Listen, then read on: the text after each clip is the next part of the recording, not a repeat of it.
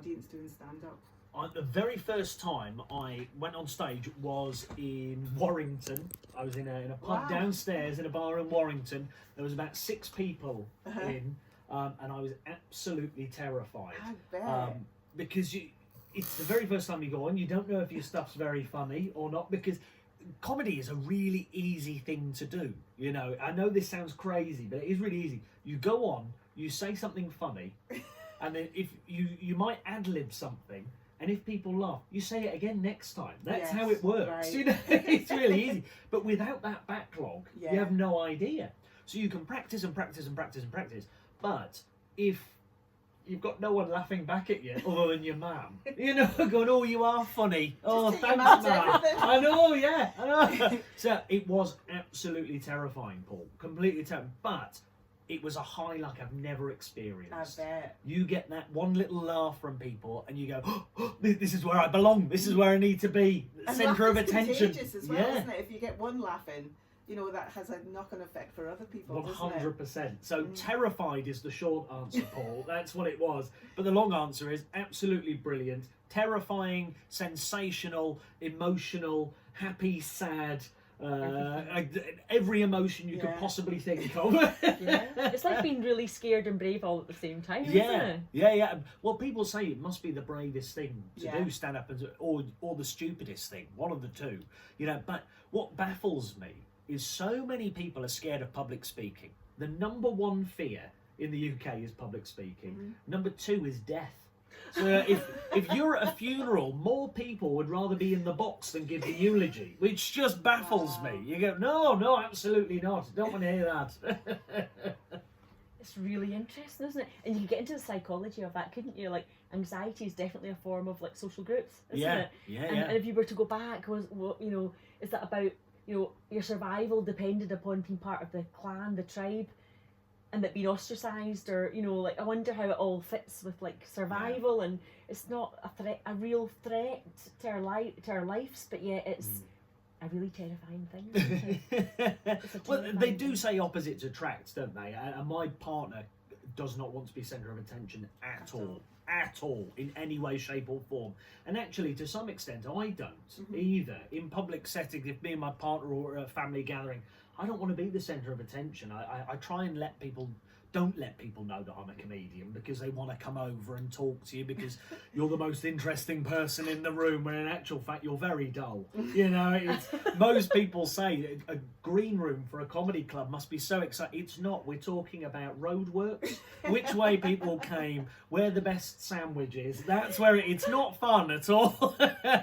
But my partner doesn't want any form of attention whatsoever. So often it's kind of a deflection for me to save and defend. God, don't worry, I'll deal with this. That's fine. It's interesting, isn't it, that we just assume that who you are is who you are all the time, but you sometimes just need time to be calm.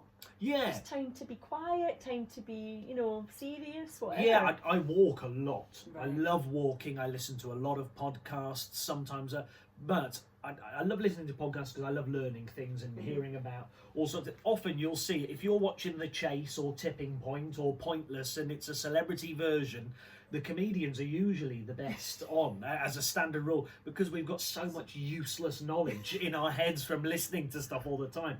But I think that there's really something powerful about going for a walk with no form of technology on you. Okay, keep your phone for safety, obviously, but having no headphones in and just taking in the outside, there's something really, really powerful about that.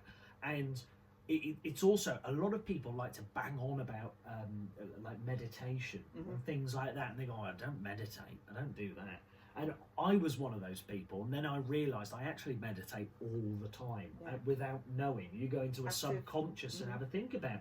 And now, I didn't realise that before I was working for myself, on my commute to work, I would be meditating. And I didn't realise. I'd be sat on the metro, and I'd just zone everything out, and I'd just be sat there, and I might be reading a book or reading the metro newspaper or whatever, but not actually anything going in. I was just kind of in my own zone. And the meditation and self-reflection is really powerful. And I know it sounds a little bit hippy-dippy. I do know that. I don't understand. give it a go. Give it a go, because you'll learn a lot about yourself and you feel incredible after doing it. I don't sleep very much. What's your sleeping pattern like? Are you a heavy sleeper, Polly? Yes, I think I am. I snore. You're a So snorer. I've been told. Yeah. And I think when I go, I'm deep. You're gone. Maggie, Until the sun comes what up. sleep? Yeah, what sleep? I know. Well, I've heard of the concept, but I'm not quite sure. I know. Well, they always say you should have like 8 hours and stuff like that, don't they? But I'm about 5 hours maximum, really, and that's a solid night's sleep. I'm up until 3-4 o'clock in the morning, quite often working, and my peak creativity is about 10 till 3. So if the rest of the world could start working 10 till 3, that'd be great ideal. for me. Yeah. But my partner has good solid 8-hour sleeps, whereas I'm kind of like I'll float in and out, and I can have a 20-minute power nap and I'm absolutely fine. But I think it's all down to meditation. Yeah, it's really interesting. Deep rest is better than sleep to me. I don't think we were traditionally, sort of, as humans many years ago. I think we didn't do the 8-hour sleep. I think we slept in small steps and stages and hunted when it was most appropriate to do so. I think our patterns were really different, and now we think we're supposed to sleep for 8 hours at a particular time. You're supposed to have 8 hours. And there's research just come out today that is starting to say that night owls are most productive. Yes, because we assume that it's the morning larks that create the biggest success. Yeah, are most productive, and it's the research is showing something different now. So that's very interesting. I always thought of it as, you know how people that go, I get up at 4:30 every day and I get everything done in the day, and I've done a whole day's work before anybody else gets up. And I think, well, actually, I work at night and I've done 2 days worth of work before you got up. Do you know? And I'm up at noon. I'll take you up too and race you too. So I think it's a case of finding where you peak. You know, that's no two people are the same. Yes. And because of doing stand up, sometimes I need to be up until 4 a.m. driving back. You know, and so I just don't change my sleeping pattern. That's just how I am. And the same goes for meditation as it goes for sleep, which is do what works. There's many ways. I think we're meant to be cross-legged, humming and breathing to meditate. Chimes on. Yeah, meditation, like for me, is a moving. It's a sensory experience in the outdoors. I'm watching what I can see, hear. I'm paying attention to sight, smells, touch, taste, movement, everything. Yeah. For me, is a movement thing, and for other people, it's a very different thing. And we were talking about this around the campfire. I created an event on Friday, and it was a mental health retreat in the woods. Yeah. And we were talking around the campfire, and for some people, just sitting watching a crackling fire. Yeah, was just that's the most me gone. Zone out. Gone. Absolutely. Yeah. Someone else was saying all he does is a really simple thing. It's meditation, but just making a cuppa and sitting quietly with a notebook, and think your thoughts, and if anything interesting comes up, write it down, and if not, just be in the moment, let it all come, let it all go. Completely. Simple, isn't it? Yeah. So and you may be thinking, where am I going to find a crackling fire? Something they taught you. Yeah, a candle. Light a candle and have a look at that. Yeah. And something as simple as, we were talking about it during that song, that me sitting with a dog and just stroking a dog, I can zone out for hours. Yeah. I am so happy just rubbing a dog's belly for ages. The last dog I've seen is the best dog I've ever seen. That's just how my life works. That's just what it is. It's a simple thing, isn't it? It's the unconditional love that a dog gives you, and the happiness that they have constantly. Yeah. We don't deserve dogs. Full stop. That's just how I believe. I know. However, sometimes we are all a little bit like a pussycat.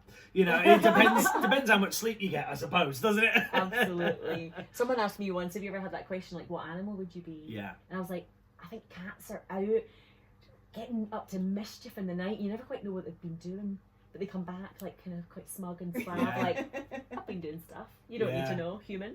So if you were to be an animal, what animal would you be? I'd love to say I'd be a dog, but it seems exhausting, doesn't it? They're on the go constantly. I don't think I could be that excited all the time. I'd love to be a dog, but I think I'd be a cat. We don't have any big animals in our house because our flat it wouldn't be fair to have one. But we've got fish, and I adore sitting and watching the fish. Love it, absolutely love it. and I sit and they swim around, and it's so therapeutic to sit and just watch fish. zone out and watch the fish, Yeah. you know. And I think I'd love to be a goldfish. Just a goldfish swimming round, and I'd be very, very happy, and I'd be learning stuff all the time because I've only got a 3-second memory, and it'd be a great time, you know. Be like, wow, look at that! Wow, look at that! Yeah, that could be really interesting. Great stuff. So I have a lot more questions, but I'm wondering if we have a few more tunes. Yeah, sounds a few more good. tunes. So I think we're gonna have a little ad. We're going to have a bit of Chemical Romance, and then we're going to have a little upbeat tune called Sunday Best by Surfaces, and we'll be back. Get in touch if you want to ask questions, if you want to hear some tunes, 01670 432 107. If you want to call us when the music's on, or 07858 429 316. Get in touch, we want to hear from you. This is your show. Where you work and live. Stay in touch with your community on Koast Radio 106.6 FM, online and smart speaker. Guys, this is great radio. Could you do one for us, and at the end could you say, and by the way, Polly and Maggie are the dog bollocks? Would that be okay? Are we allowed that? No. Oh, damn. The bee's knees. The bee's knees would work, the dog's bollocks.